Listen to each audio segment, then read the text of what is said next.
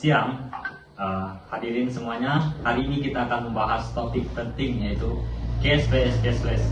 Apakah masyarakat harus beralih sepenuhnya dengan tunai atau tetap mempertahankan uang tunai? Di sini ada dua tim, yaitu tim pro dan akan membela cashless, sedangkan tim kontra yaitu akan membela atau mempertahankan cash. Tiap tim memberikan kesempatan untuk membuka argumen, sanggahan dan closing statement. Jadi kita mulai saja dari tim pro. Silahkan dimulai tim pro. Baik, kami dari tim pro bersama teman saya Meiman akan menjelaskan. Jadi di dalam sistem uang sekarang ada yang namanya sistem uang digital. Nah, bayangkan sebuah dunia sekarang atau ruang lingkup dunia atau ruang lingkup sosial tidak lagi bergantung sepenuhnya terhadap yang namanya uang tunai, yang dimana kita tidak perlu lagi membayar uang tunai atau ngantri ke kasir, tidak perlu lagi dengan cara lama-lama atau ngantri pergi ke bank untuk ngambil duit. Kita bisa yang namanya transfer sesama teman. Nah, dengan adanya uang tunai ini, apakah bisa dijamin aman? Tentu keamanannya pasti bisa dijamin. Dan salah satu hal yang positif dari uang digital ini adalah efisiensi dan juga mempersingkat waktu, di mana dengan adanya uang digital kita bisa memudahkan pekerjaan, memudahkan pembayaran sehari-hari, baik itu di rumah tangga, baik itu pekerjaan perusahaan, warung dan lain sebagainya. Selanjutnya akan dapat sanggahan dari tim kontra.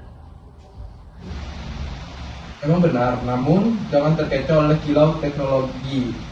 Uang digital menuntut smartphone, listrik, dan internet. Tidak semua masyarakat memilikinya. Bayangkan jika sistem digital mati, semua transaksi macet. Uang digital juga memperlebar kesenjangan sosial. Lansia dan masyarakat miskin tersingkirkan. Biaya admin yang besar dan transaksi digital yang bisa membebani mereka. Uang tunai tetap nyata, selalu di tangan, tanpa risiko sistem gagal. Efisiensi bukan segalanya, stabilitas sosial lebih penting. Oke, mungkin akan disanggah oleh Meman. Nah, tadi Anda bilang masyarakat itu miskin dan terpinggirkan. Nah, justru sebaliknya, cashless membuka inklusif finansial. Program QRIS dan e-wallet murah mempermudah pedagang kaki lima untuk menerima pembayaran digital tanpa harus punya mesin isi. Dan mungkin untuk keamanan data bisa dijaga dengan deskripsi dan regulasi. Daripada takut risiko, lebih baik kita mendorong literasi digital. Cashless memberikan kesempatan bagi kita semua untuk berpartisipasi di ekonomi modern ini. Terima kasih. Baik, terima kasih sanggahannya. Baik. Deskripsi dan regulasi itu hanya teori. Di lapangan berbeda, masyarakat sering bingung, salah transfer, atau dompet digital diretas.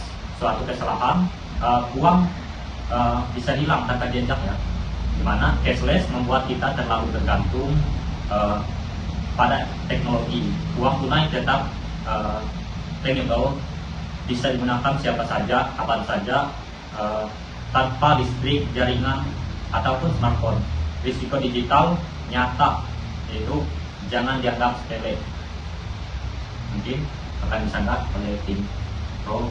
Jadi apa sih itu cashless?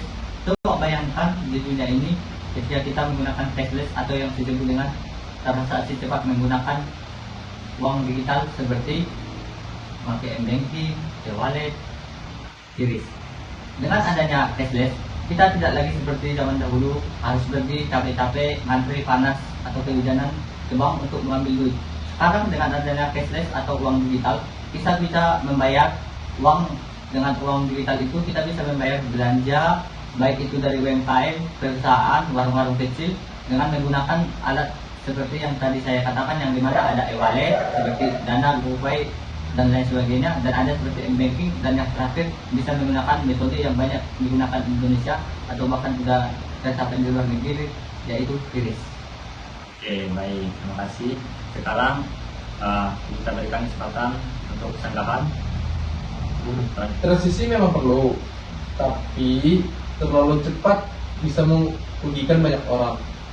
Prioritaskan edukasi dan infrastruktur dulu sebelum memaksakan uang elektronik tersebut.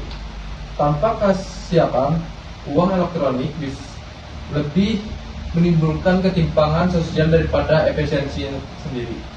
Oke, baik. Mungkin akan disangka oleh tim Pro, silakan. Untuk closing statement.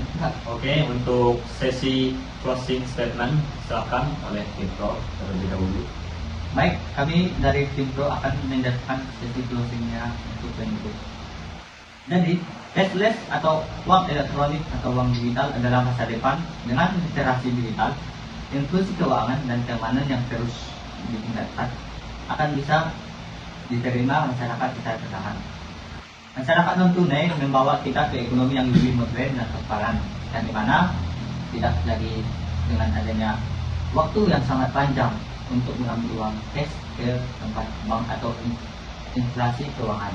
Jadi, cashless adalah masa depan digital yang perlu dipelajari, dan dengan edukasi dan transisi yang baik, bukan harus cepat, tapi setidaknya kita harus mempelajarinya, akan membangun masa depan yang bagus untuk keuangan kita. Oke, baik. Untuk cashless sendiri akan tetap relevan, ya, di mana jangan sampai kemajuan teknologi menyingkirkan sebagian masyarakat. Kita harus bijak inovasi sambil memastikan semua orang tetap bisa berpartisipasi tanpa terkecuali. Mungkin itu closing statement dari tim Kontra. Dan terima kasih untuk tim Pro, tim Kontra. Diskusi ini menunjukkan bahwa baik cash maupun cashless memiliki kelebihan dan tantangan masing-masing. Semoga debat ini memberikan wawasan bagi kita semua. Terima kasih. Assalamualaikum warahmatullahi wabarakatuh. Shalom. Cash dan cashless, Majukan sistem keuangan. Terima kasih.